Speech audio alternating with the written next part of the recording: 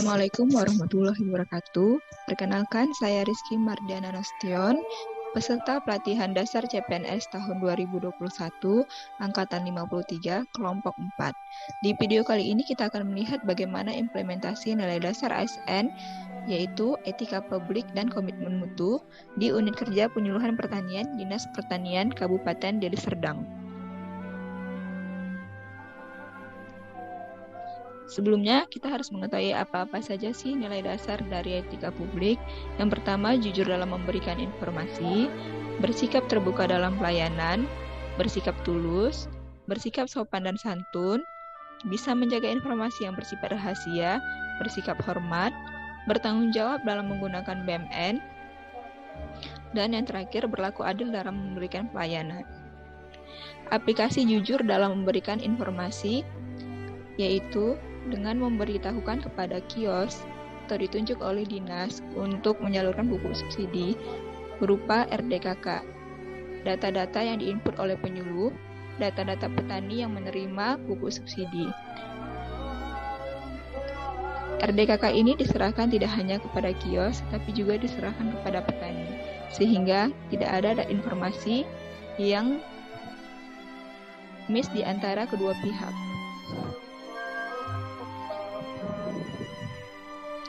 Bersikap terbuka dalam pelayanan.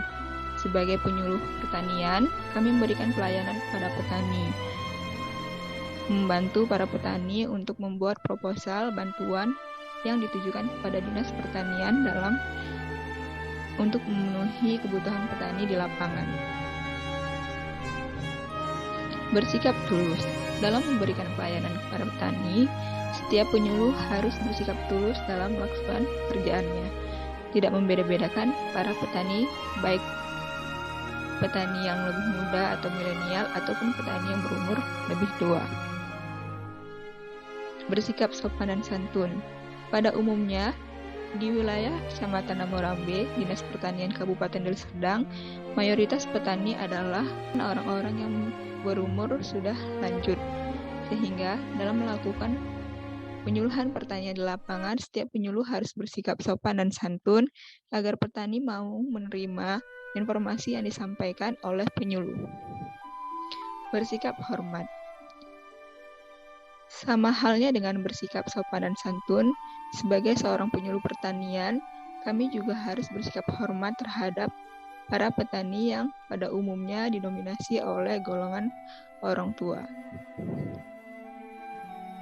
Bertanggung jawab dalam menggunakan BMN. Dalam penyelesaian laporan, kami menggunakan BMN yang difasilitasi oleh Dinas Pertanian. Ketika menggunakannya, kami akan menggunakan dengan baik dan merawatnya secara berkala. Berlaku adil dalam pelayanan. Pelayanan oleh seorang penyuluh pertanian tidak hanya dilakukan kepada petani, tetapi juga kepada aparat desa. Penyuluh sebagai penyambung untuk mengkoordinasikan antara aparat desa dan para petani. Sehingga ketika penyuluh telah berkoordinasi dengan aparat desa, kemudian turun bersama kepala desa mendengarkan keluh kesah para petani. Selanjutnya kita masuk ke nilai-nilai dasar komitmen mutu, yaitu efektif, efisien, inovatif, mutu, adaptif, responsif, dan yang terakhir adalah perbaikan berkelanjutan. Efektif. Upaya untuk meningkatkan ketercapaian target. Di Dinas Pertanian Kabupaten Deli Serdang, ada beberapa laporan yang harus diselesaikan sesuai dengan tenggat waktu yang diberikan. Salah satunya adalah penyelesaian RDKK, yaitu data petani yang menerima bantuan pupuk subsidi. Selain itu, juga ada penyelesaian administrasi atau laporan bulanan oleh seorang penyuluh untuk diserahkan ke Dinas Pertanian. Efisien, untuk meningkatkan ketepatan sumber daya. Sebagai seorang penyuluh, kami juga memantau bantuan yang diberikan kepada petani, apakah dipergunakan dengan sesuai tujuannya atau tidak. Monitoring ini dilakukan setiap sebulan sekali secara berkala, sehingga tidak ada terjadi penyimpangan bantuan yang telah diberikan kepada petani.